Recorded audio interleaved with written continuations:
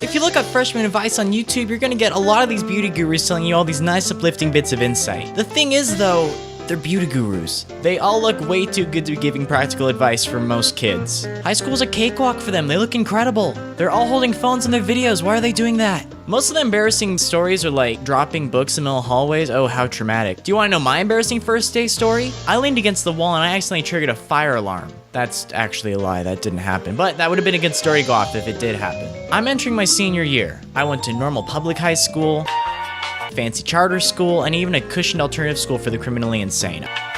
I've been around and I've seen every single kind of freshman there is. And do you wanna know what? I have the most legit pointers that you can find anywhere else on the internet. There's no need for WikiHow with me, guys. This is your one-stop shop on how to survive freshman year, okay? Are you buckled up? Radical.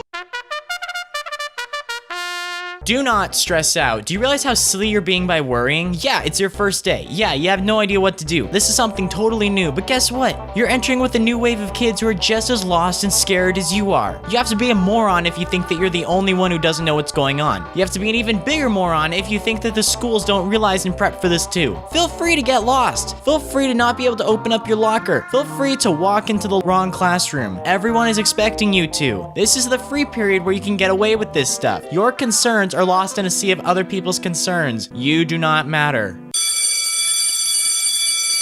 The first day is kind of like the Hunger Games where you have to dress to impress and eventually all you guys slaughter each other. Everybody's nervous, they take it way too seriously, everything that happens is forgotten in a week, and eventually everyone you know is dead.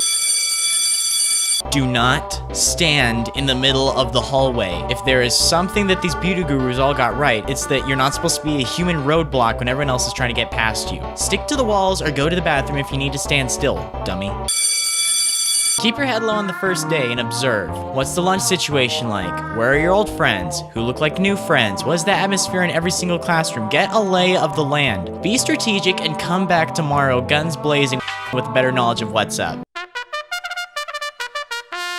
Please, for the love of God, keep good hygiene. As a freshman, you gotta smell fresh since you're still a pubescent troll. You're not allowed to go weeks without showering until your junior year depression hits. Do you want friends? Shower first, then we'll talk. Get involved in stuff like a nerd. Whether you're planning for college or not, it's super cool to have extra stuff on your resume later on. Employers eat that stuff up. Plus, half the clubs at your school are probably going to Disney World in a couple years anyway. You're probably thinking, oh, well, I'm too old for Disney World. That's not fun anymore. Yeah, you went with your mom and siblings. Try going to Disney World with a group of your 17-year-old friends down the road. That is 1,000 times more fun. I get it, you're on YouTube right now, you're on the internet, you're probably a homebody, you're thinking, oh, I'm antisocial. Guess what? You should probably leave your house at least once a week. Quit spending most of your time inside. Most of the stuff that you're actually gonna remember from this time period are adventures you go on with your friends. Break into neighborhood pools, write dirty words on the inside of that abandoned, boarded up house in town. Walk around past curfew. That's half the fun of being a kid. Just don't do anything to hurt yourself or anyone else and you should be good. Date everybody. Date girls, date boys, date non-binary folks, experiment, break up, get your emotions drop-kicked into Mount Doom of Mordor. Here's the thing, you're still young, you're still a baby. You're gonna value some experience under your belt when you're ready to get legit in a few years. Do not be cocky. Sit the frick down, son. You ain't all that. You were just in middle school like 15 minutes ago. Don't bother scrapping with the upperclassmen. They don't care and they can see right through your cute little swag charade. Go sip on your juice box with the rest of your peers until you get your act together.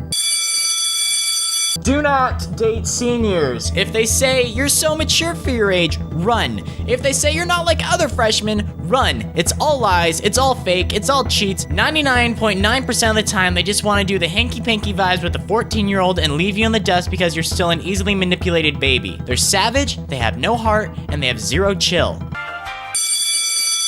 Do not send nude pictures. For the love of God, every picture of yourself that you send is equivalent to handing a loaded gun to somebody. What happens if they form beef with you? That gets dropped on Instagram and suddenly everybody knows what your boobies look like. If you're extra lucky, cops will get involved since, you know, sending pictures of your 14-year-old ding-dong is low-key illegal as frick. Do you want to get thrown onto one of those sex offender registries? Knock on all the doors in your neighborhood when you're 40 years old and your hair's falling out?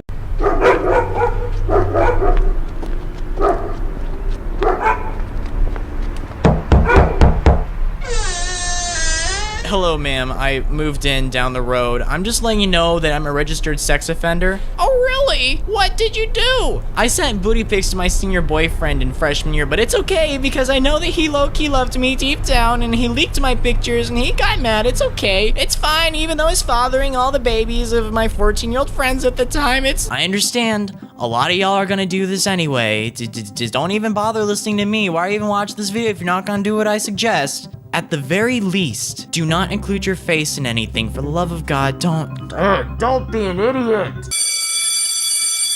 Don't get pregnant. If you're doing the heterosexual sex vibes with your not senior significant other, make sure that there's some protection going on. Condoms, pills, any of those other fancy alternatives. They're all good and they cost a lot less than a human baby. I promise you, kids cost a lot more than you're able to afford flipping burgers at that fast food restaurant down the road.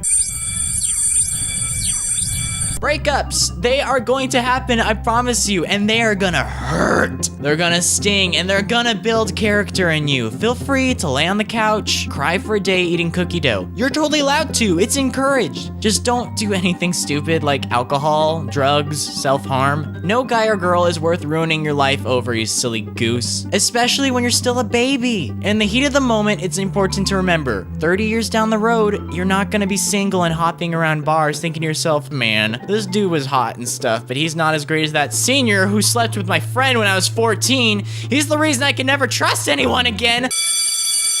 Last and most importantly, I'm gonna sound like your parents for a sec. Watch any other video on this subject on YouTube and they're all gonna tell you to focus on your schoolwork. Why? Because it's the only thing that actually matters to them when they're making the video. I get it. All the social stuff is the most important thing in the world. I pinky promise you, half these kids that you're chilling with aren't gonna be in the picture in a few months. High school's dramatic. That's why there's so many movies about it. Everything changes at a rapid pace, and that's kind of half the fun. The drama is intense and important in the moment, but in a couple weeks, it's gonna be totally insignificant. I can't even remember half the stuff that went down my freshman year, but I do remember the high and low emotions that were associated with them. Consider your years in high school as like a beta version of your life. As you mingle, you work, you eventually realize that everything is meaningless and then you burn out. Here's the thing though, the stakes are low right now. You're technically not legally responsible for most of your actions until you turn 18. So use these formative years to experiment, do crazy stuff while you still can, because once you grow up, it is significantly less fun. If you're just now going into high school,